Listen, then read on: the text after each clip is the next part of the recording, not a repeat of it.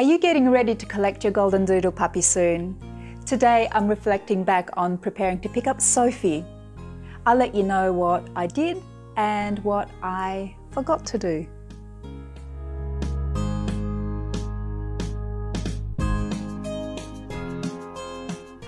Hi, I'm Joanna. Welcome to my Goldendoodle Diary. This is Sophie. She has a tendency to snooze through these videos, so excuse that. Consider subscribing to this channel if Goldendoodle dogs have stolen your heart the way they have mine. Getting a puppy is a great big deal. It's literally introducing a new family member to the household. I waited 2 years before being able to get mine. I was determined to raise a happy, healthy dog and do my best to prevent problems and interspecies miscommunications. Looking back, I'm glad I prepared as I did for Sophie because it was a very busy time. In this video, I've divided up the preparation for a month beforehand, a week beforehand, and how I prepared on the day of pickup. And stay tuned to the end to see some photos of that first joyous moment I met Sophie as a puppy.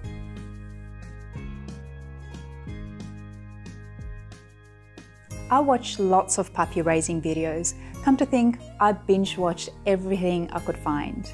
And I did that from the moment I knew I was definitely getting a pup. But that's just me. Because I was getting a Goldendoodle, I got familiar with how to look after the coat too. Because effectively, it's like the lawn that never stops growing, never stops needing maintenance. I found out all I could for future reference. In my case, it was the first time I raised a puppy, so I was quite nervous about it.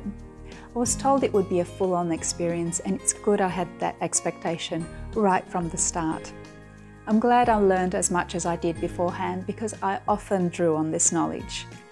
Sophie, bless her, was not one of those easy puppies, but that's a whole other video. I know if I were to get another puppy, I'd again brush up on the puppy info just to get into the mindset again. All puppies are different. I'm certain that my experience raising Sophie would be different with another puppy, even another Goldendoodle. I also started buying doggy items, and these are the things I found indispensable. A cheap small collar, harness and leash. I knew she'd grow out of it, but I needed something in the meantime. A crate and a puppy pen with old towels to line the crate and a stack of old newspapers to line the pen. A crate for the car, baby gates for my home, several chew toys, a few dog bowls, and a double-sided comb and slicker brush. And a partridge in a pear tree. Not really.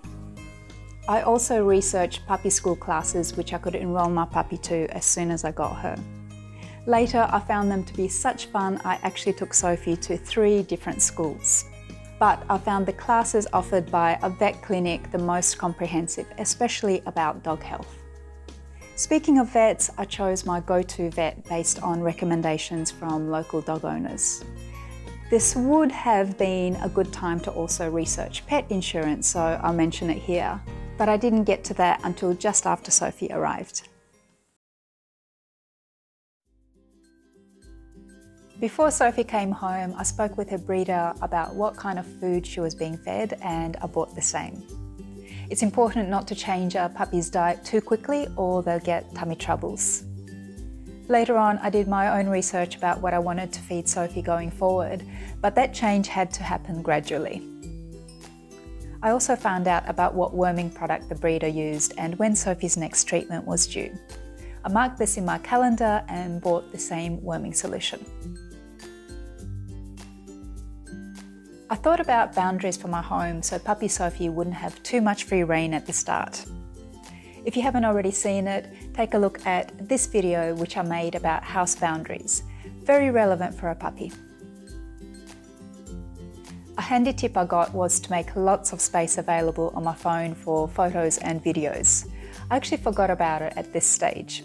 Then, a few days after Sophie arrived, I maxed out the space on my phone, and then I had to spend the time transferring all data to make room.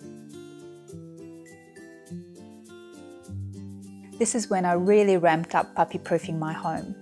I set up the crate and pen and put up 2 baby gates and put away the floor rug and cushions to prevent damage from toileting and chewing incidents. Now it was time to drive to the airport. I had Sophie flown over from another state, and the first time I met her was when I collected her. I brought along a collar and leash, some doggy poo bags and a small crate to transport her in my car. Then at last I got to meet her. Take a look at these photos because they are a genuine capture of what joy looks like, the very first moment we met.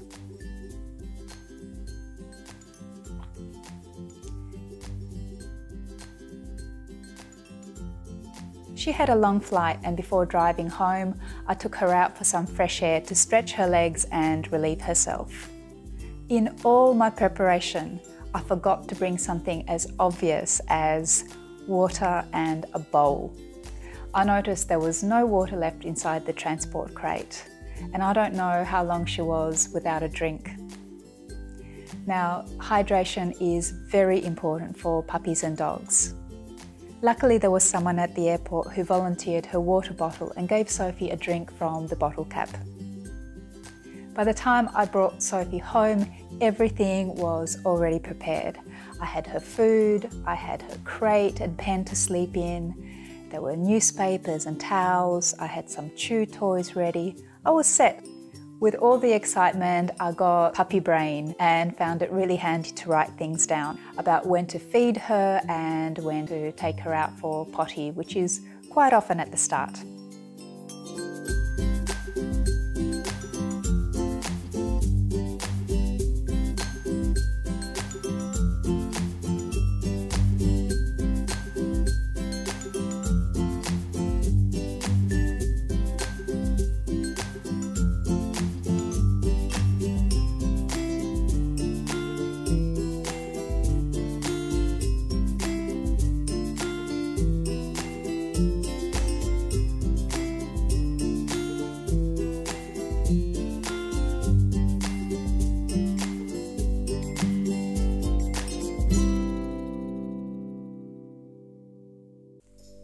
So there you go. Are you getting ready to collect your pup? If so, I hope this video helps. And if there's anything else you'd like to add to the preparation list, let me know in the comments below. Thanks again for spending time with us, and remember to subscribe for more. Till next time, bye for now.